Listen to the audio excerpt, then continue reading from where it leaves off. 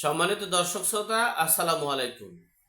আজকের বিষয় হচ্ছে সেনাবাহিনী, সেনা প্রধান ও অন্তর্বর্তীকালীন সরকার ডক্টর মোহাম্মদ ইউনূসের মধ্যে যে একটা বিশাল মুখোমুখি অবস্থান, মারমুখী অবস্থানে আছেন। যে কোনো মুহূর্তে যে কোনো একটা অঘটনা ঘটতে পারে, সে বিষয়ে সংক্ষেপে আপনাদের সাথে শেয়ার করছি। দেখেন, 10ই মে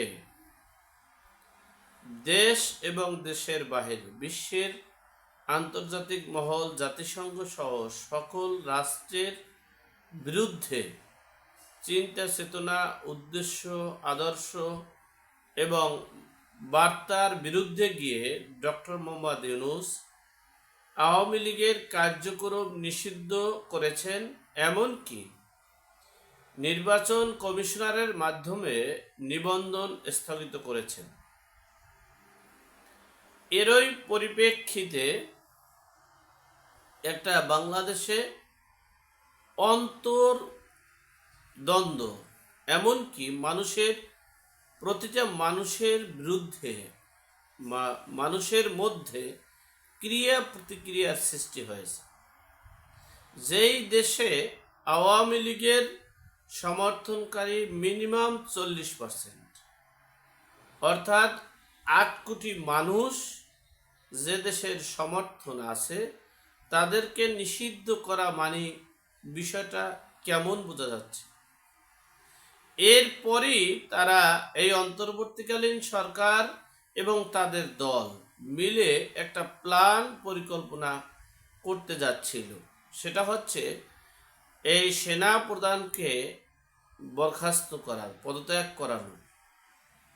তো ডক্টর মোহাম্মদ ইউনূস তিনি চেয়েছিলেন তার ক্ষমতা বলেই তিনি এই সেনা প্রধানকে পদত্যাগ করাবেন।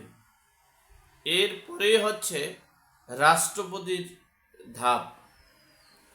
কিন্তু এই আভাসটা পেয়ে সেনাবাহিনী, নৌবাহিনী, বিমান বাহিনী, 3 বাহিনী একত্রিত হয়ে একটা বৈঠক করেছেন। সে বৈঠকে সৈনিকদেরকে একটা নির্দেশনা দিয়েছেন, তোমরা সব সময় অ্যালার্ট থাকবে। আমি ডাক দিলেই 10 মিনিটের মধ্যেই তোমরা গন্তব্যস্থানে চলে আসবে। তোমাদের রেড অ্যালার্ট দেওয়া হয়েছে।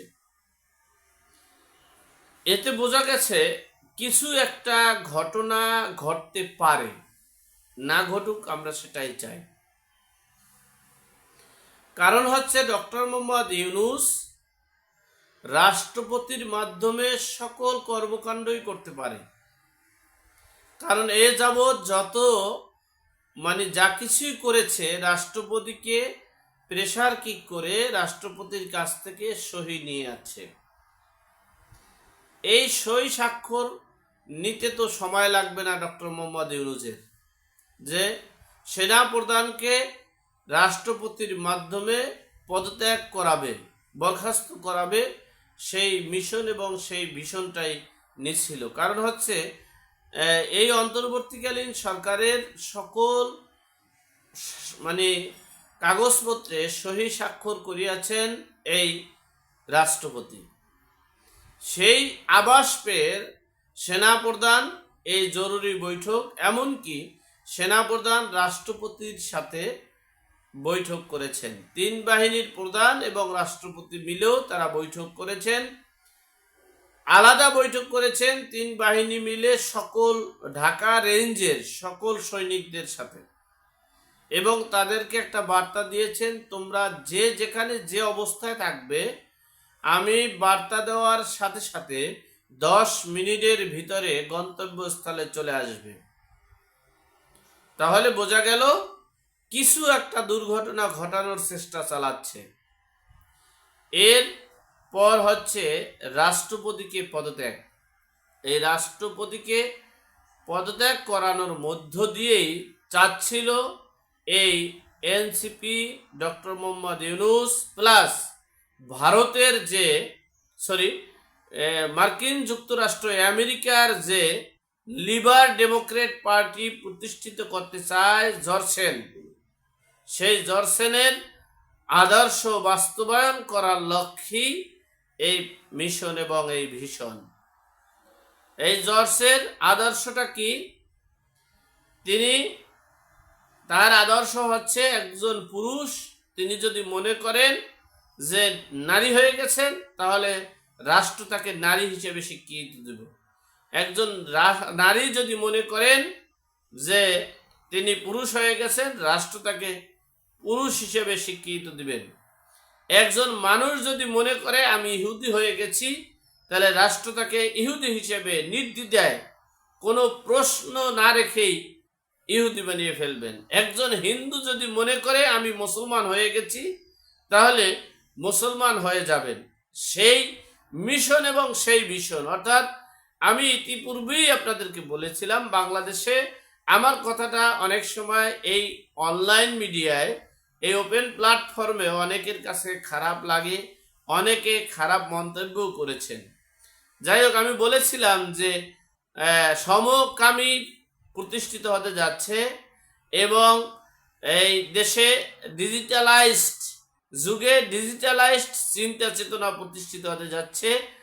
1971 সালের বিগত 54 বছরের যে যা কিছুই হয়েছে তা সব কিছু ডক্টর মোহাম্মদ ইউনূস বলেছেন, এগুলো সব বাতাসের সাথে উড়িয়ে ফেলেন, নতুন করে নতুন কিছু সৃষ্টি করেন।